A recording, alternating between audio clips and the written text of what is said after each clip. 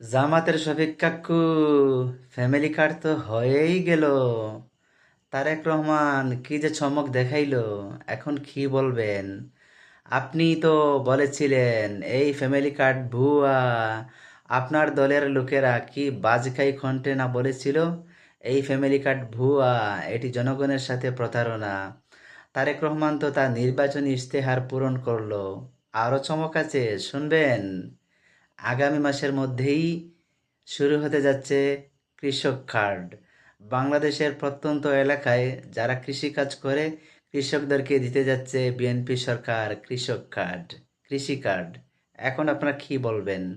আপনারা শুধু তো ভুয়া ভুয়া স্লোগানে সারা দেশ মাতিয়েছিলেন, আর আপনার ভক্ত মুরিদানেরা কি যে বাজে ভাষায় কমেন্ট করেছিল এবং হাততালি দিয়েছিল, বলছিল বিএনপি এটা জীবনেও করতে পারবে না।